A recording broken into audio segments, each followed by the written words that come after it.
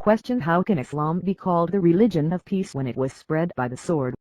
Answer: it is a common complaint among some non-Muslims that Islam would not have millions of adherents all over the world, if it had not been spread by the use of force. The following points will make it clear, that far from being spread by the sword, it was the inherent force of truth, reason and logic that was responsible for the rapid spread of Islam. 1. Islam means peace. Islam comes from the root word Salam or Salam, which means peace. It also derived from the root word Silm, which means submitting one's will to Allah SWT. Thus Islam is a religion of peace, which is acquired by submitting one's will to the will of the Supreme Creator, Allah SWT. 2. Sometimes force has to be used to maintain peace. Each and every human being in this world is not in favor of maintaining peace and harmony. There are many who would disrupt it for their own vested interests. Sometimes force has to be used to maintain peace.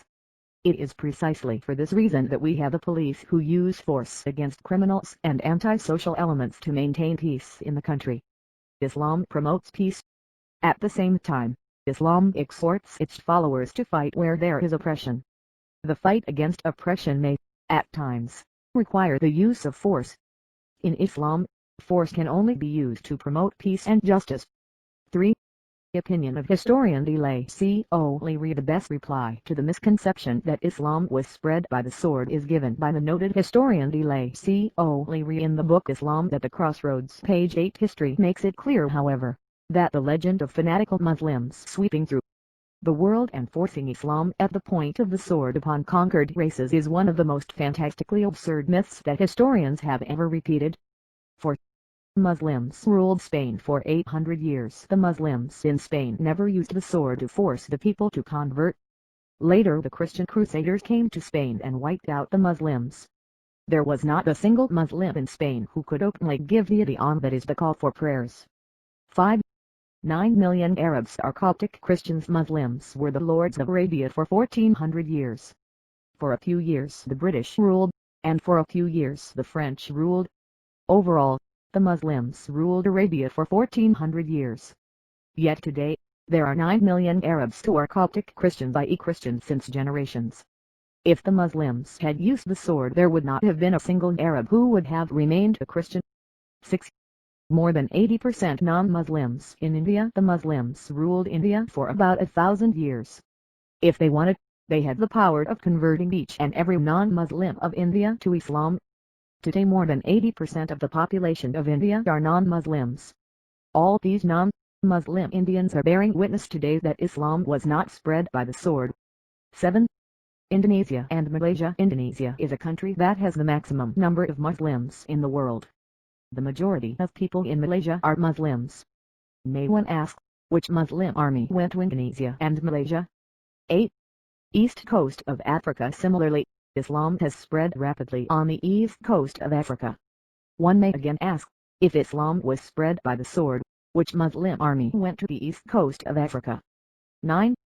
Thomas Carlyle. The famous historian, Thomas Carlyle, in his book Heroes and Hero Worship, refers to this misconception about Islam being spread by the sword. The sword indeed, but where will you get your sword? Every new opinion, at its starting, is precisely in a minority of one. In one man's head alone. There it dwells as yet. One man alone of the whole world believes it. There is one man against all men. That he takes a sword and tries to propagate with that, will do little for him. You must get your sword. On the whole, a thing will propagate itself as it can. 10. No compulsion in religion. With which sword was Islam spread? Even if Muslims had it, they could not use it to spread Islam, because the Quran says in the following verse, "Let there be no compulsion in religion." Truth stands out clear from error. Whoever rejects evil and believes in Allah hath grasped the most trustworthy handhold, that never breaks. And Allah heareth and knoweth all things. Al-Quran 256:11. Sword of the intellect. It is the sword of intellect. The sword that conquers the hearts and minds of people.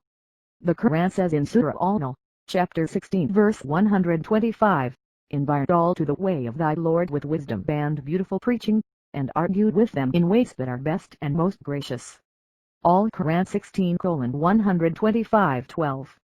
Increase in the world religions from 1934 to 1984. An article in Reader's Digest Almanac, Yearbook 1984, gave the statistics of the increase of percentage of the major religions of the world in half the century from 1934 to 1984.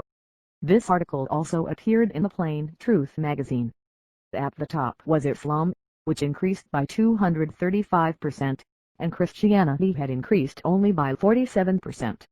May one ask, which war took place in the 20th century which converted millions of people to Islam? 13. Islam is the fastest growing religion in America and Europe. Today the fastest growing religion in America is Islam. The fastest growing religion in Europe is Islam. Which sword is forcing people in the West to accept Islam in such large numbers? Today the media is attacking Islam, saying that it subjugates the women.